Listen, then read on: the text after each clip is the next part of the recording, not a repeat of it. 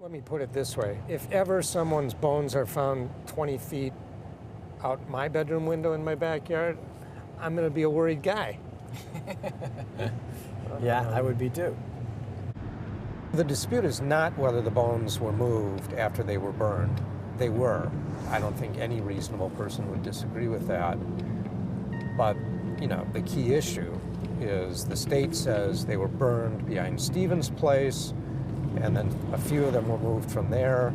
We say they most likely were burned somewhere else. There were better burn sites to cremate a body to that condition. And then somebody who knew the cops would be very interested in pinning this on Stephen dumped most of the bones, probably thought he was dumping all of the bones in a pile in Stephen's burn area, and then sort of sprinkled them around in the grass so there'd be no missing them. And then put the burn barrel back in its place, not knowing that a few of the bones remained in the muck and ash beyond a burn barrel. Welcome everyone to a Reading with the Crew special presentation. My name is Dr. Silkman and I'm from the Foul Play team. Today's presentation is entitled In Search of the Primary Burn Site. I hope that you enjoy the presentation. All the opinions expressed in this presentation are my own. Because of the material that we're covering in today's presentation, there is a warning. Viewer discretion is advised. Attorney Buting, in his closing argument in the Stephen Avery trial, stated the following, I quote, "Because if that body was burned elsewhere and then moved and dumped on Mr. Avery's burn pit, then Stephen Avery is not guilty, plain and simple, because no one would burn a body somewhere else and then move the remains and dump them in your own backyard. No one would do that. Now, that's why the state has gone to such trouble avoiding the fact that the bones were moved. That's why you heard nothing about it here, because it does not fit with their theory that Avery is guilty. They know that if you come to believe that there is reasonable doubt about whether those bones were moved to Mr. Avery's backyard, then you're going to find him not guilty. Was Stephen Avery's burn pit the primary burn location, or were some of Teresa Halbach's cremains dumped or transferred into the burn pit? Kathleen Zellner had requested Dr. DeHaan to examine all the burn pit evidence. I wanted to find the leading expert on burning bodies. I talked to a couple forensic anthropologists and I kept getting the same name, Dr. John DeHaan. There isn't anybody in the world that knows more about burning bodies than he does. I've had the opportunity to observe a number of human cadavers burned under a variety of conditions. And I know what it takes to keep a body burning and what it takes to accomplish a certain amount of destruction. What happens is that if it's in an open pit, the heat that you generate from burning the fuel basically is largely lost. It goes up with the flames and the smoke. And as a result, you have to keep adding more fuel to keep the fire going. Dr. John DeHaan had reviewed all of the available evidence in the Stephen Avery case pertaining to the discovery of the skeletal remains of Teresa Halbach. What were Dr. DeHaan's conclusions about where the primary burn site of Teresa Halbach likely was? I will be presenting the key points from his affidavit that he had prepared for Kathleen Zellner. The very first thing that we need to consider is what happens to the human body on exposure to fire. As described in Kirk's fire investigation, destruction of a human body by fire is a progressive process. Upon first sustained exposure to fire, the skin shrinks, chars, and splits, exposing the subcutaneous fat. The fat renders out to support a flaming fire adjacent to the body. The muscle tissues dehydrate, char, and burn reluctantly. Bones are a composite of minerals and organics, fat, nerves, and collagen. The organic components dehydrate, char, and burn off if exposed to sufficient external heat.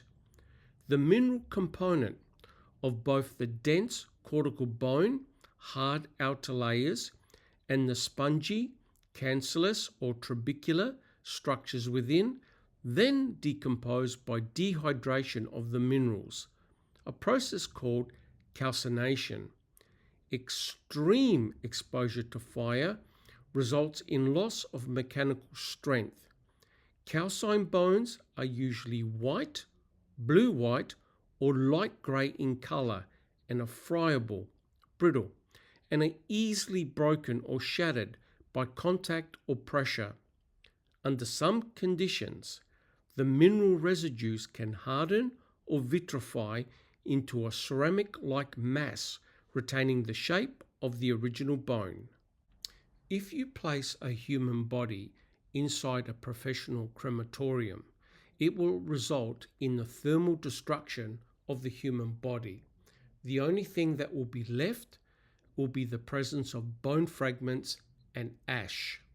Now, in order to achieve this, certain requirements are necessary. For example, you need a temperature between 760 degrees Celsius to 980 degrees Celsius or 1400 degrees Fahrenheit to 1800 degrees Fahrenheit. You need between 1.5 to 3 hours, and you also require a cooling off period of between 30 to 60 minutes because the cremains will still be very hot as they come out of the primary chamber. There are specific bones that remain mostly intact after a cremation event. For example, the skull. The cranium survives in large curved fragments. The femur or thigh bone is the densest bone in the body. The pelvis, due to its massive size and mineral density, and the teeth, due to the enamel. The teeth are the hardest substance in the human body. There are specific factors that influence the cremation event. For example, temperature, time, fuel load or type, airflow and oxygen, body mass, fat content, water content, age and density of the bones. For an outdoor combustion event, you need to take into account environmental factors. Let's have a look at the events at Stephen Avery's burn pit on November the 8th, 2005. At 3 p.m., the Wisconsin State Crime Lab had set up a sifting apparatus that had 2 sifting screens. A brown tarp was used to catch material that had passed through the screens. Hand trowels and a square nose shovel was used to lift the material onto the sifter. No forensic anthropologist was present during the excavation. Untrained crime lab personnel had examined the potential skeletal fragments. No effort to document the location or order of the bones from the burn pit. Items of potential evidentiary value were placed into a single box and sent to Dr. Eisenberg for off-site examination. The brown tarp was folded up and later examined in the lab. On the left-hand side, evidence tag 8318, which was also known as the box of bones, and on the right-hand side, we can see evidence tag 7923, which was the brown tarp. Let us now look at the events at Stephen Avery's burn pit on November the 10th and the 11th. A team from the DCI had returned to further excavate the burn pit area. No forensic anthropologist was present during the excavation. The burn pit was excavated by hand, then dug out using bobcats.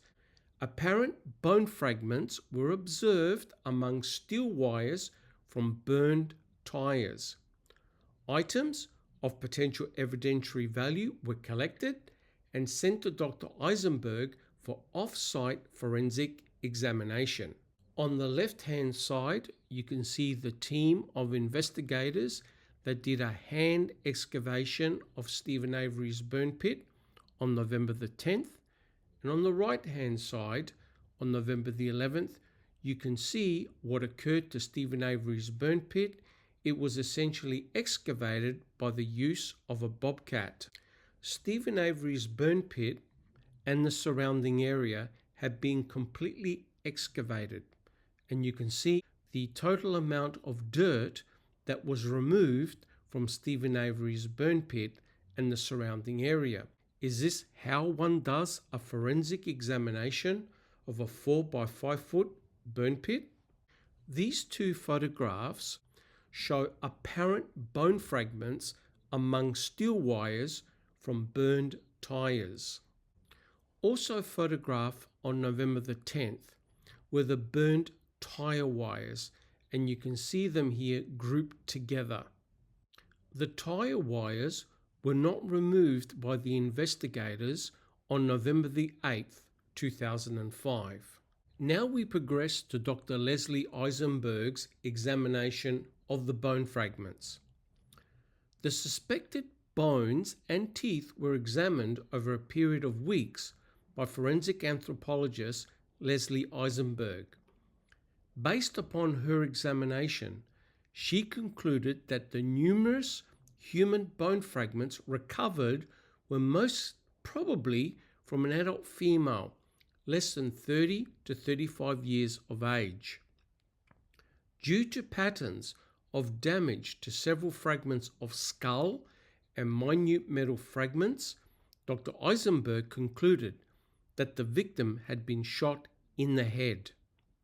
She also concluded that a number of the bone fragments in evidence tag 7964 and evidence tag 8675, suspected human, showed evidence of crushing or cutting with a tool. We can see in this image 2 bullet entry wounds to the skull. There was a parietal defect and an occipital defect.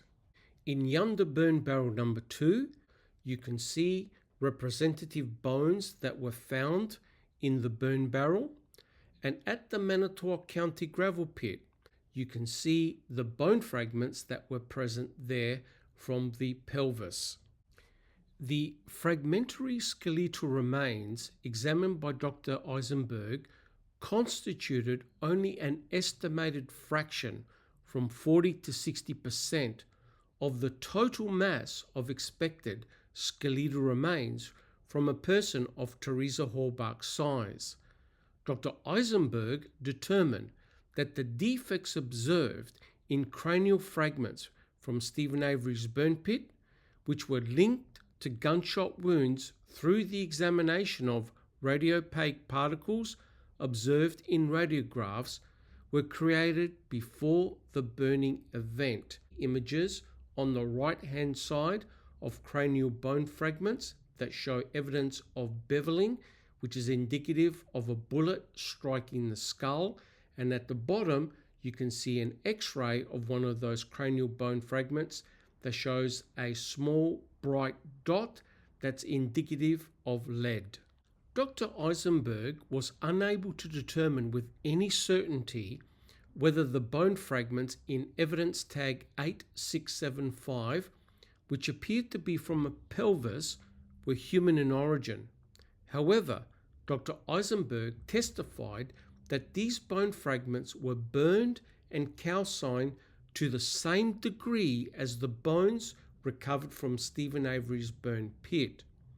Further, Dr. Eisenberg identified that 2 bones recovered from the Manitowoc County gravel pit were still articulated. That is, they had maintained the anatomical continuity. In 2011, human bones were transferred to the Whiting Funeral Home so they could be returned to the Hallbach family. Why was Dr. Eisenberg unable to classify the bone fragments from evidence tag 8675 as human in 2007, yet were now being returned to the Hallbach family as being human bones? Who had made that determination? Now we turn to Dr. DeHaan's analysis. It is my opinion that the documentation, examination, and recovery of the remains at the Avery scene were all below acceptable professional standards of practice. A properly conducted recovery would have involved more comprehensive photography of the burned bones in the burn pit and better documentation as to from where and when all bones were recovered. It is my opinion that someone better qualified to recover potential human remains should have been summoned to perform this excavation.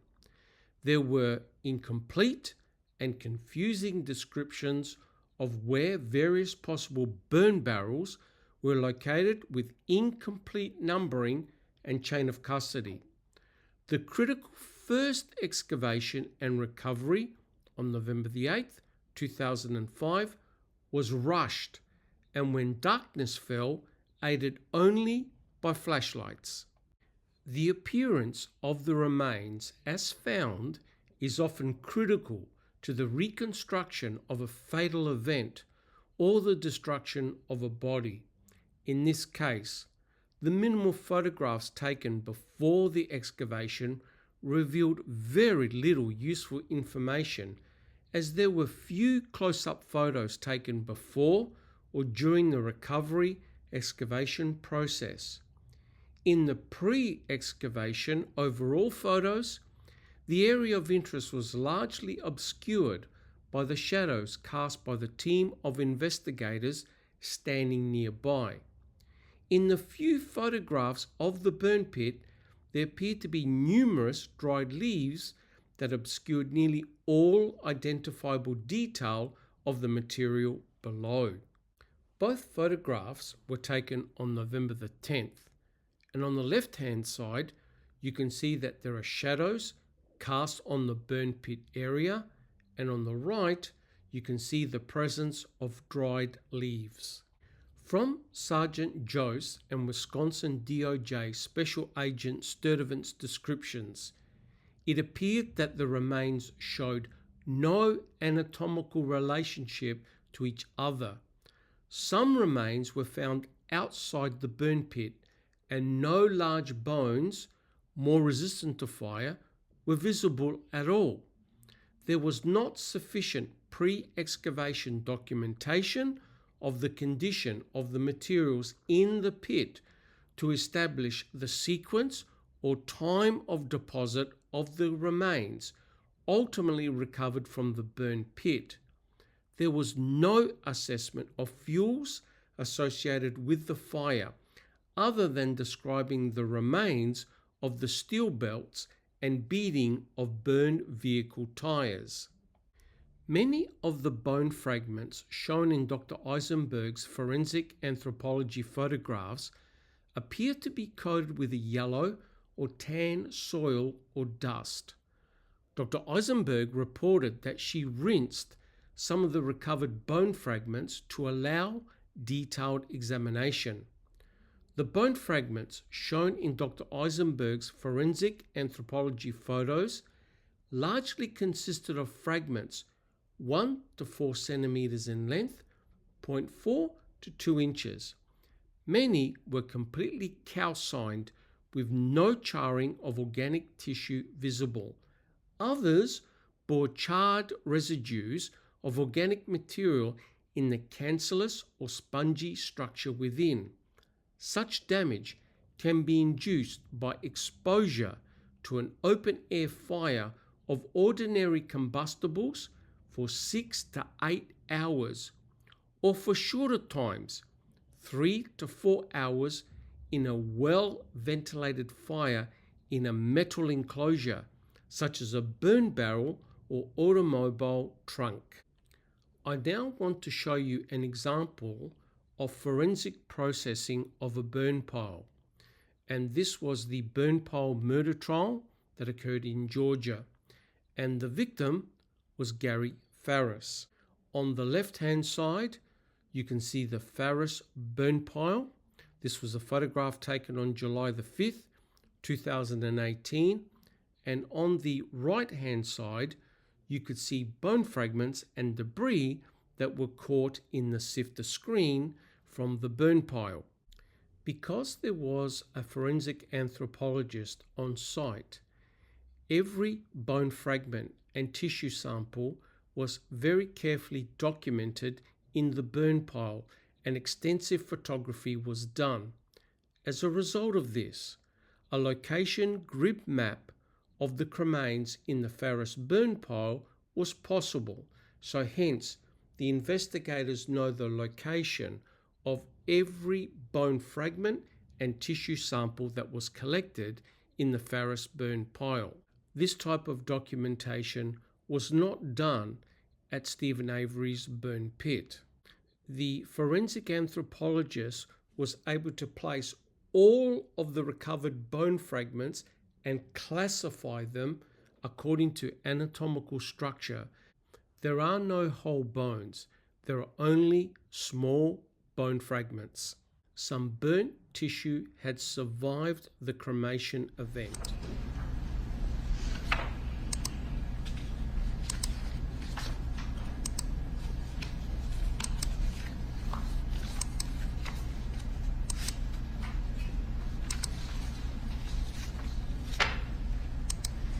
Do you remember about approximately how much in weight the remains there were? I don't remember if they were weighed. And if they were, that would have been the medical examiner.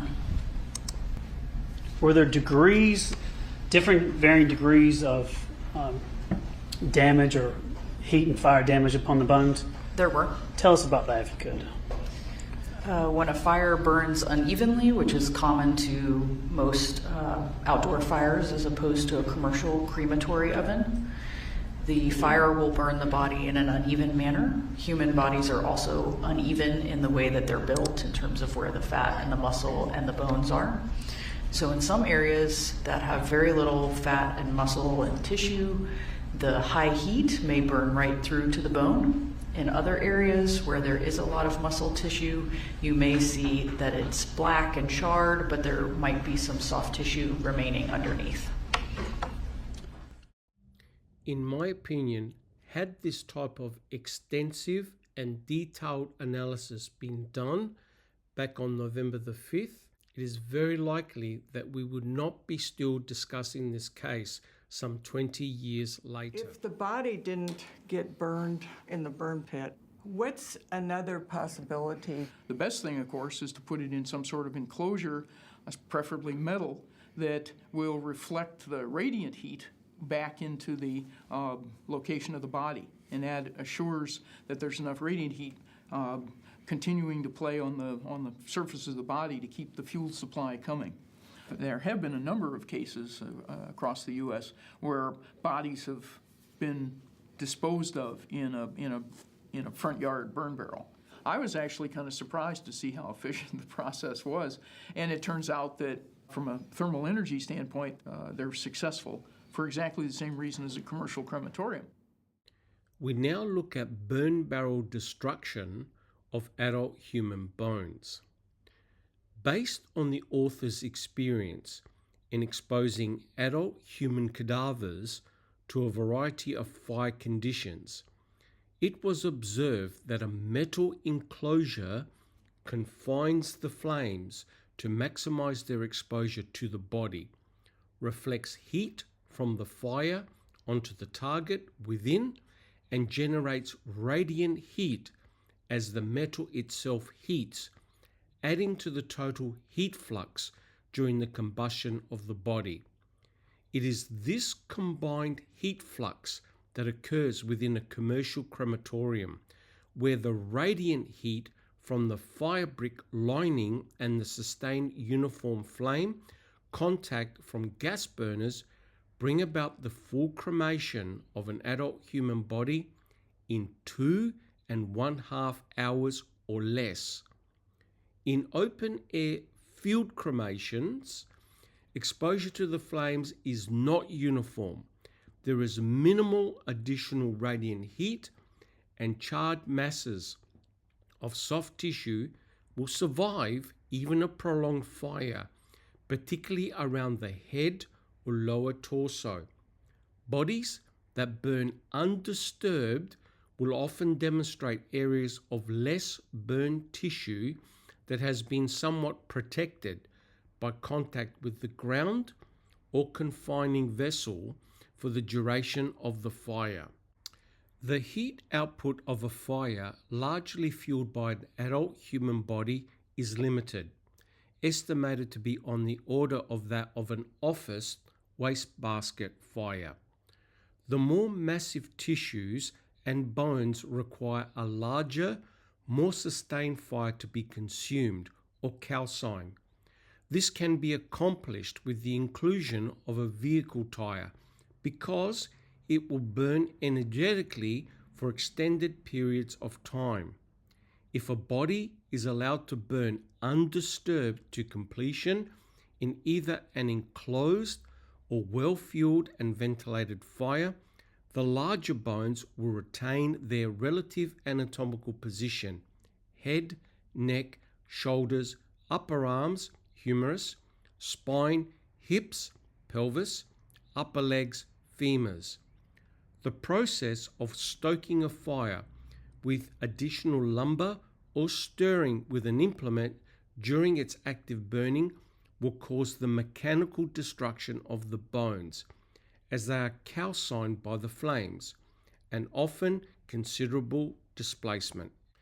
The larger bone masses, hip joints, shoulder blades, base of skull at the spine will remain mostly intact even after stoking and extended cremation of an adult body.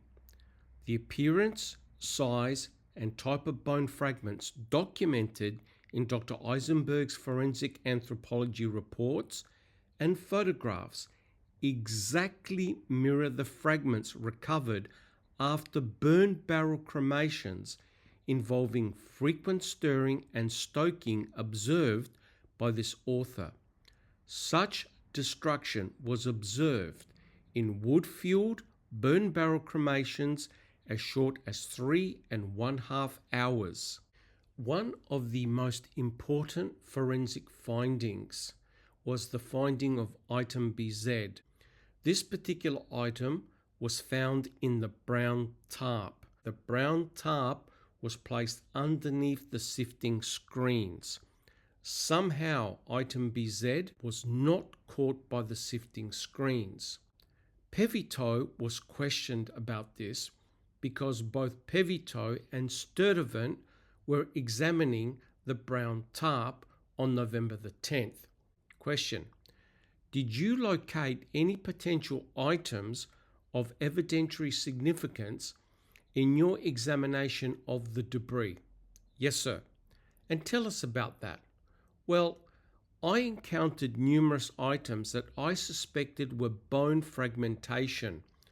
I also recovered something that I believed was part of a tooth, and then a couple of other items that were a darkened mass, roughly the size of, let's say, a golf ball, maybe a little bit larger, that I felt was charred muscle tissue.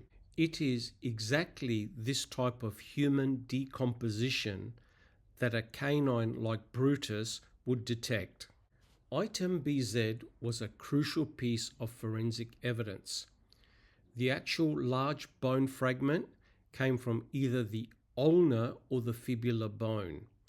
Item BZ was sent to the FBI for mitochondrial DNA analysis.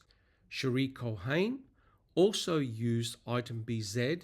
The reason why Cherie Cohen only obtained a partial DNA profile for item BZ Because the tissue sample had obviously been exposed to extremely high heat, even though it did survive, it meant that the DNA that is prepared from such a sample is damaged. In combination to the partial DNA profile of item BZ, you also got to take into account the mitochondrial DNA analysis that was done. They could not exclude Teresa Halbach because it was compared to her mother, Karen Halbach. Mitochondria are maternally inherited. Burn barrel versus open burn pit. It is the opinion of the undersigned that the human remains recovered and examined by Dr. Eisenberg were physically entirely consistent with cremation of an adult human body in a field cremation involving a sustained and restoked fire for an extended period of time. In tests conducted as part of FFDIC exercises, open field, roadside dump, fires on flat ground, it was observed that the more massive portions of the adult anatomy, base of the skull, shoulders, pelvis, were charred but were not reduced to calcined bone fragments in fires lasting 4 to 7 hours, but they did retain their anatomical relationship unless mechanically stirred during the fire. The duration of the fire necessary would depend on whether the fire was in the open, like the shallow burn pit suggested by the investigators, or in a well-ventilated metal vessel such as a large drum. Such destruction has been seen to be accomplished in as little as 3.5 hours in a well-ventilated, well-tended 55-gallon steel drum with wood fuel. Similar destruction in an open pit would require much more time, in the order of 6 hours or more. Did Stephen Avery have a bonfire on the evening of October the 31st, 2005? And if he did, was he attending and stoking the fire for at least 6 hours or more? Now, Dr. DeHaan gives his reasons why Teresa Halbach's body was not burned in the burn pit. It is further my opinion that the body was not burned in the burn pit. This is based on the reported lack of anatomical continuity of the remains, the findings of similarly charred calcined fragments in burn barrels and other locations on the property, and the absence of the more massive fragments that normally resist such exposure. I disagree with Dr. Eisenberg's opinion that the main destruction of the body took place in that pit, based merely on the amounts of remains recovered from the pit compared to the small fragments found elsewhere in 2 locations, one being a burn barrel from behind Barb Yunder's residence and the other a burn site in the Manitowoc County gravel pit, evidence tag 8675. On this issue, I agree with Dr. Fairgreaves' testimony that the location where most of the burn remains are found is not in itself proof of the location of the fire that destroyed the body. I have observed transfers of heavily burned remains under a variety of conditions that resulted in the largest amount of the fragmentary remains being transferred to another location with a loss of anatomical relationships. As stated above, the reported lack of anatomical continuity of the human bones recovered from Stephen Avery's burn pit indicates that Teresa Halbach's body was not burned there. Therefore, it is my opinion that someone transferred Teresa Halbach's bones to Stephen Avery's burn pit. The discovery of larger fragments outside the margins of the burn pit, and the finding of human bone fragments with similar degrees of fire damage in numerous other areas, including burn barrels on site, is also consistent with the dumping of burn remains into the pit, with some rolling away. I have observed the survival of numerous calcined small bones after being dumped from a burn barrel or similar enclosure onto a tarp or examination table. It should be noted that there were numerous steel vessels on the salvage yard and surrounding properties that could have been used to burn a human body. These were not examined. The wood-fueled boiler and smelter were examined by Pevito and no residues were detected there. Both the wood furnace and the aluminium smelter were examined by the investigators. Nothing of any evidentiary value was found in either location. The state's theory of the burning is incorrect. From my review of documents provided to me, the state represented to the jury that Miss Halbach's body was burned in an open-air burn pit behind Stephen Avery's garage from around 7 p.m. to 11 p.m. on October the 31st, 2005, a period of only 4 hours. Based upon my review of the descriptions and photographs of the bone fragments analyzed by Dr. Eisenberg, the state's theory is not supported by the physical evidence. As described above, burning a body in an open-air burn pit takes 6 to 8 hours to accomplish thermal destruction to the degree I observed in Dr. Eisenberg's reports and photos. It is my opinion that the burned bones found in Stephen Avery's burn pit could not have been burned to the degree I observed after 4 hours of burning in an open air pit like the one behind Stephen Avery's garage. What time did you go home to your place that night? About 9:30. Was Stephen out there when you went home? Yeah. Because he said he was going to watch the fire until it burnt down a little bit more. We even have other witnesses seeing Avery after Brendan went home, still at this fire, still standing there looking at it. Avery was seen by his nephew Blaine standing by that fire as late as 11 o'clock, 11:30 at night. On October the 31st, 2005, Stephen Avery was far from being alone in order to commit both dismemberment and cremation of Teresa's body. Several people living right next door that were coming in and out of their property. There was Blaine Dassey, Brendan Dassey, Barb Yunder, Bobby Dassey, Brian Dassey, and even Scott Tadich. These individuals were coming in and out of the property at various times of the late afternoon and evening. We have 2 phone calls where Jody calls up Stephen on his landline between 5:36 and 5:51 p.m.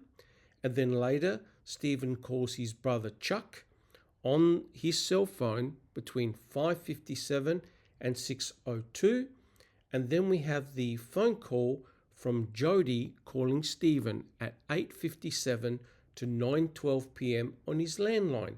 And we can hear from the telephone conversation that Stephen is outside. Despite the fact that the state wants you to believe that Stephen had carried out this cremation event, he had to have done so under the auspices that there were many individuals living right next door. None of them had initially seen or smelt a fire. None of these individuals had smelt anything nefarious coming from Stephen Avery's burn pit. the state wants you to believe that Stephen Avery had carried out both a dismemberment and also of a cremation. Now remember, this cremation event has to go from 6 to 8 hours, with constantly supplying the burn pit with fuel and also with tending the fire. The state wants you to believe that Stephen Avery had done this in total isolation. Some critics might mention, well, Brendan Dassey had helped Stephen. And as you can see, Brendan Dassey was home at around about 7:45 p.m. And we can see from the diagram above those individuals that had overlapped in time and had seen each other. Brendan Dassey's recollections are extremely troubling because they are very, very contradictory and cannot be supported by the physical evidence. It is clear, in my opinion, that Mr. Kratz did not want you to deep dive into this area and how he had weaponized Blaine Dassey. I quote, "And the same thing from Blaine Dassey at 11. After he gets back from trick or treating, there isn't any obstruction to the view of that particular fire.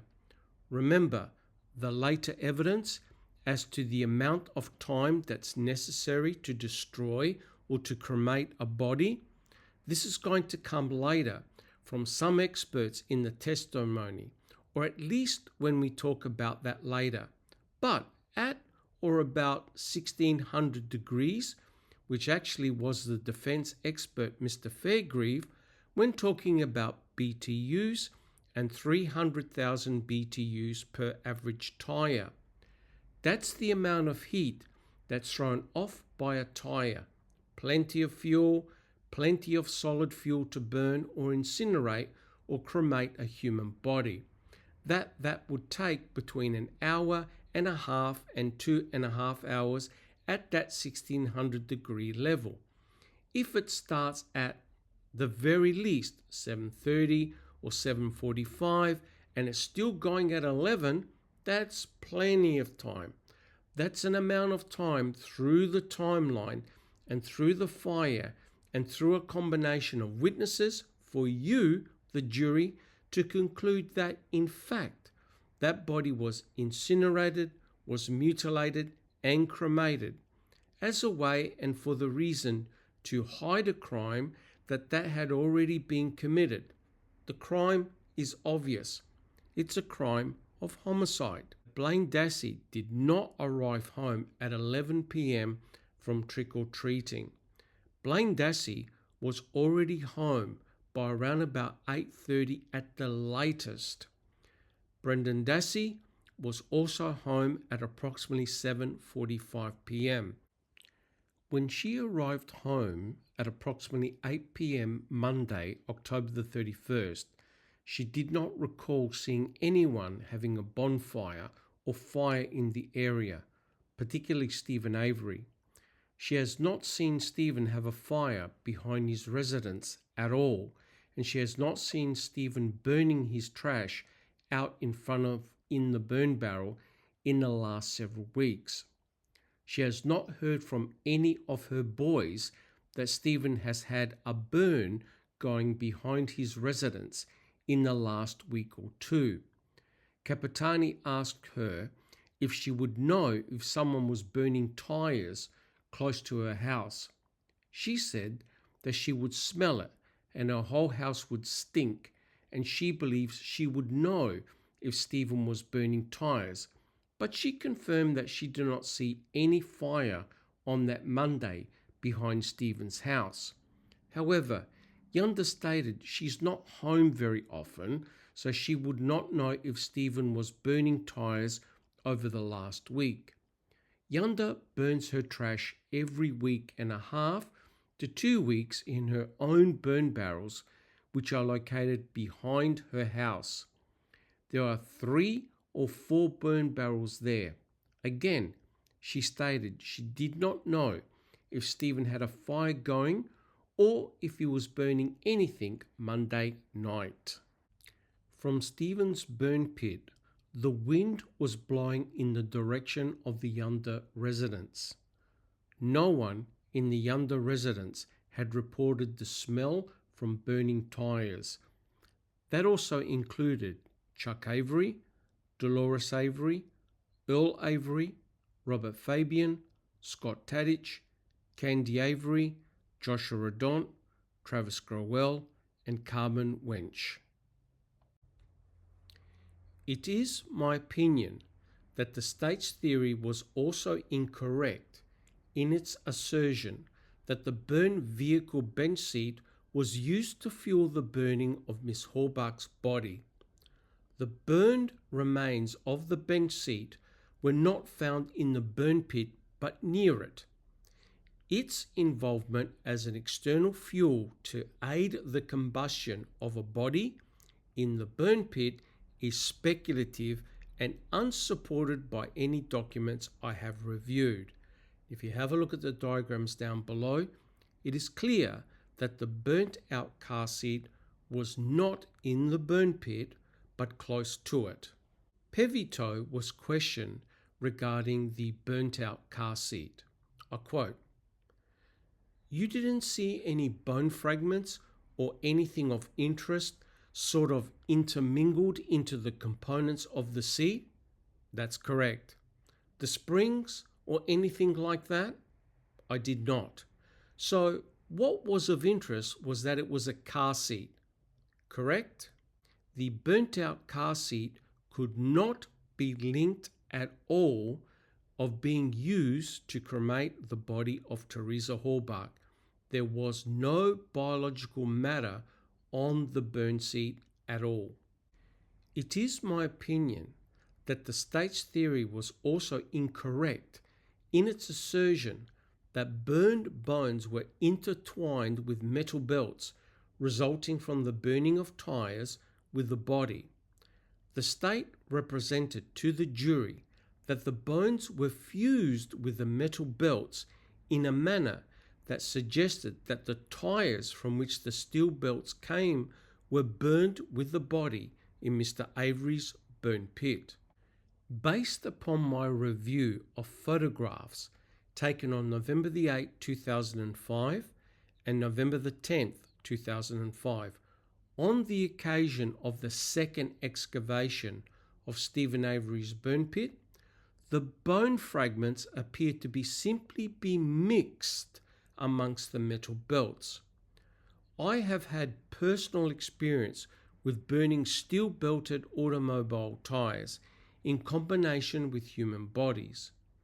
During fire exposure, the steel multi-stranded wires degrade, break, and fray to form bristles that irreadily trap any material coming into contact with them during or after the fire. Small calcined bone fragments are especially easy to trap. This has been observed in test fires where the tyres were under or alongside a burn body as well as on top. It should be noted that Sturtevant noted that the guard dog's lead was sufficiently long to give him access to at least some of the burn pit. A quantity of the tyre wires, belting, was observed to be tangled in the dog's lead at one point. The recovery of item 7946, commingled metal, battery jumper cables and dog leash recovered adjacent to the burn pit appears to confirm that. Dragging the tyre remains across the burned debris fragments after the fire would result in the accumulation of fragments in the wire. The burn pit may have been used previously to dispose of tyres, and the oily black residue described by Pevito as lining the pit in his excavation on 10th of November 2005 would support that. So there was no evidence that the entrapment of the debris occurred during the fire that consumed the remains. From my review of these photographs and reports generated by law enforcement agents at the scene and Dr. Eisenberg in later examination, there is nothing to suggest that the tyres were in fact burned with the human bones recovered in Stephen Avery's burn pit in the manner described by the state. One can see in this photograph that Bear's leash was indeed commingled with tyre wires, and if you look up close to where the kennel is, there was also a bunch of tyre wires there as well. In this diagram, we can see that Bear's leash was long enough to have reached beyond the perimeter of the burn pit. And it's pretty obvious that Bear could have easily caused any material within the burn pit, and that included dumped cremains, to have been disturbed within the ash pile. Now, Dr. Eisenberg had examined all of the cremains and the containers that the cremains were in. Dr. Eisenberg was asked a couple of very important questions by Dean Strang. Quote, "All right, very well. Now, you did not detect the distinctive smell of burnt rubber from any of the containers you examined here that contained human bone fragments?" "I did not. And by that I mean any of the containers, all of the tag numbers from whatever source?" "I did not." "Neither did you note any residue from, let's say, burnt rubber that was visible to you in any of the containers you examined?" "No burned rubber." "That's correct." In my opinion, it is difficult to believe that there would be no trace evidence of any rubber products if you are cremating a human body using tyres. Pevito was asked a series of very important questions about the state of Stephen Avery's burn pit, especially at ground level.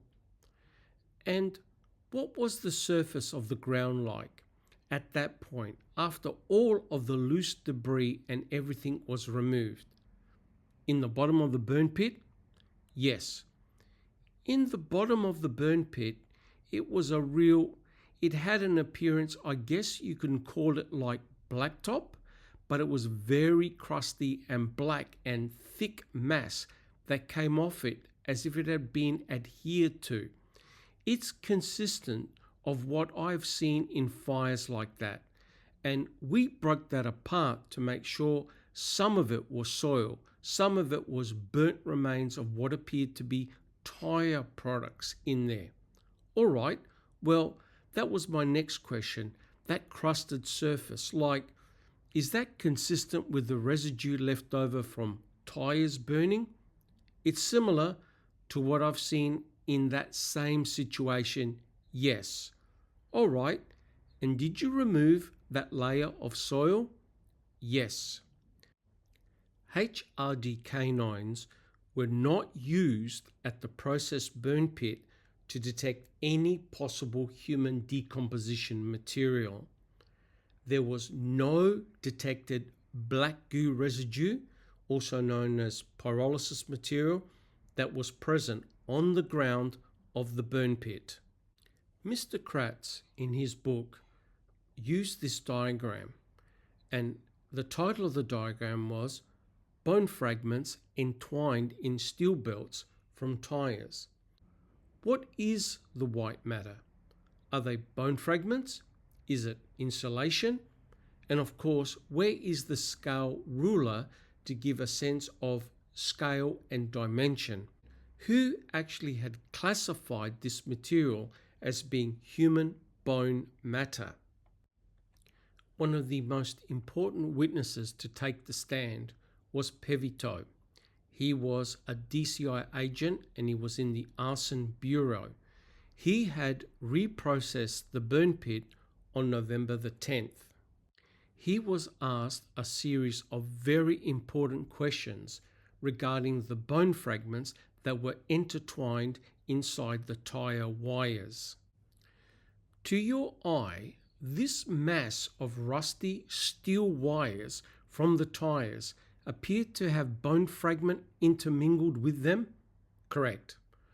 You could draw two conclusions from that about how the bone fragments came to be intermingled in the wires? That's correct. They were entwined in there to the point where I actually had to physically, so to speak, separate and try to recover. They weren't right on the surface, easily removed, but they were into the depth of the wire at times. And can you think of possibilities of how that might have happened? One would be that a body had been atop an intact tire at the time that both were burned. That's one possibility. Another possibility would be that the tires already had been burned at some earlier time and the body was atop that layer. That's a second possibility. That's a possibility. A third possibility would be that bone fragments, after the body was burned, not on top of the wires, bone fragments could have been moved into the wires or tossed into the wires, somehow disturbed, so that they were introduced into the wire mesh you have described. That's a possibility, yes. And we probably could go on, but the reality is you cannot narrow down to any one of the possibilities we could identify. That's correct. Neither could you assign a time frame within which the rusty steel wires that you saw were burned. That's correct. You could not assign a time frame within which the bone fragments or suspected bone fragments you saw were burned. Correct. This area was cool, wet, even cold when you examined it on November the 10th. Yes, sir. And just to be clear, the burn pit or the grey or black area itself had been excavated before you got to it. Correct. By others? Yeah, best said, the loose ash was removed from that area. And so you and Rint and Seiler, I don't mean disrespect, but it's special agents, all of you found nothing you thought was human in the brown or sandy area here? That would be correct, sir. Likewise, you found nothing you thought was human in the grass around the perimeter that you described asking deputies to comb in a grid fashion? Correct. Now, on cross-examination, Fallon had asked Pevito a strategic question. Counsel asked you some questions regarding the spool of leftover radial, steel-belted radial tire. Yes, and is it possible from the condition in which you examined it that one other scenario is that it could have been raked out of a fire? Yes, that's another one of the possibilities of how the bone and the mass of the wires got together as they are, through a tending of the fire. It was actually Sturtevant who had likely raked out the tire wire from the burn pit on November the 8th, 2005. We can see evidence of this in Sturtevant's DCI report. A hoe and a sand rake from the adjacent residence were used to scrap the ground surface. Not only that, we have photographic evidence that this indeed took place. If you look at the middle photograph that was taken on November the 6th by Trooper Reese, you can see that there was a ball of tire wire within the burn pit. However, when the photograph was taken on November the 10th, it's clear that the ball of tire wire had been removed from the burn pit, very likely by Sturtevant. As a result of Sturtevant raking the bottom of the burn pit, it is likely that small bone fragments and other material got entwined within the tire wire that was removed from the edge of the burn pit to outside of the burn pit. The significance of this, especially Pevito's testimony, was that he had now just opened up the door for reasonable doubt. In other words, he could not determine how those bone fragments got introduced into the mesh of tire wires. He could not distinguish whether they had been co-burned with the tires within Stephen Avery's burn pit, or if a third party had simply dumped the already burned cremains at another location and merely dumped them within the tire wires.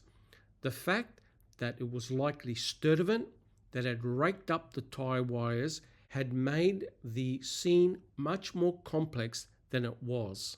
This again goes to exemplify the importance that a crime scene is properly photographed, videotaped, and documented before anyone touches anything within the burn pit. It may also explain John Erdel's comment of why he didn't take any photographs of the burn pit on November the 8th, because he had stated that the scene had obviously been disturbed. So you always take photos before you start processing. That would help you maybe place the body in a certain position. But if someone's moving around the body, then it doesn't really matter. You know, they're not going to do as in-depth photos because if the evidence has been moved, then it's not in its original position, so why photograph it, I guess. To summarize, as to why the burn pit was not the primary burn location: A, the reported lack of anatomical continuity of the remains; B, the absence of more massive bone fragments; C, the absence of pyrolysis products in the soil of the purported burn pit; D, the absence of 40 to 60% of the expected skeletal remains of a person of Teresa Halbach's size. Based on DeHaan's knowledge and expert experience in this field, he believed that Teresa Halbach was cremated, likely in a burn barrel, and that some of the cremains were then later dumped into Stephen Avery's burn pit. And you heard from Pevito's testimony, he could not determine how those bone fragments were intertwined in the tire wires. Human cremains were found in Stephen Avery's burn pit, in Barb Yunder's burn barrel number 2, and in 3 debris piles in the Manitowoc County gravel pit. Why would Stephen Avery leave any cremains behind in his own 4x5 foot burn pit? Why would Stephen Avery place some cremains in his sister's burn barrel? And why would Stephen Avery dump cremains in the Manitowoc County gravel pit in multiple debris piles? Were all the burn barrels checked in Redon's quarry and in the Manitowoc County gravel pit? We are also left with the very uncomfortable question, and it is, where are the rest of Teresa Halbach's cremains?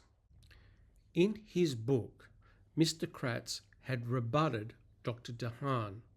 I quote, "John DeHaan, PhD, a forensic fire expert, disagrees with the state forensic anthropologist, Dr. Leslie Eisenberg, that Avery's burn pit was the primary burn location, and bones found in other locations were moved to those areas.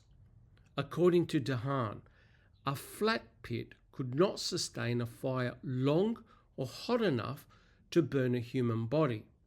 Look at the photos of the burn pit. Does that look flat to you?" He also asserts that the pit shows the absence of a black or brown goo on the ground that is the telltale sign of a body having been burned there. Perhaps he relied too heavily on the photos shown by Attorney Zellner and missed the reports about the black crust hardened over the top of the burn pit and observed by law enforcement officers and evidence tech. The way you might expect if a body was burned while the remains were churned about and broken up rather than left to burn undisturbed on the flat ground. DeHaan's conclusions that the burn pit could not have been the primary burn site seems to be based on bodies that are burned undisturbed in one piece. All of the comparisons he draws to field cremations are therefore largely irrelevant, as in this case Steven Avery mutilated the bones as they were burning and stoked the fire with multiple tires and fuel, vastly accelerating the rate at which the body would have been consumed. Zellner tells DeHaan that 1 or 2 tires were used to accelerate the fire, when in fact it was more than 6. Bones were found crushed or cut with a tool, and you will recall that evidence techs recovered a hammer, rake, hoe and shovel next to Avery's fire pit. Blaine Dassey told investigators that the October 31st fire was the only one Avery ever had in that pit. Therefore, all the charred tools shown in Making a Murderer were the product of the single, very large Halloween bonfire. If you read DeHaan's affidavit, instead of relying on the cherry-picked quotes in MAM 2, you'll find that it doesn't actually refute the theory that Avery burned the body of Teresa Halbach in his burn pit. It only quibbles about how he burned it based on inaccurate assumptions of fact. Maybe that's why this expert hasn't appeared on behalf of Zellner in court or had his affidavit included in her filings on the case. Despite the investigators finding an array of tools around Steven Avery's burn pit, no tool found at the burn pit was actually tested for trace material looking for biological matter that belonged to Teresa Halbach. Let me know what you thought of Mr. Kratz's rebuttal to Dr. DeHaan. I hope that you have enjoyed the presentation. My name is Dr. Silkman, and I am from the Foul Play team. Dr. DeHaan is very clear that it was impossible for her body to have been cremated in that burn pit, and that he was positive that no human body had ever burned in that burn pit because of the lack of ash and the lack of residue of the body that he's seen in every single one of the burned body cases he's done, and he's done more of those than anyone in the world. Why would you transport from the crime scene the evidence and not document and photograph and meticulously record the composition of the bones and all of that? Why wasn't that done?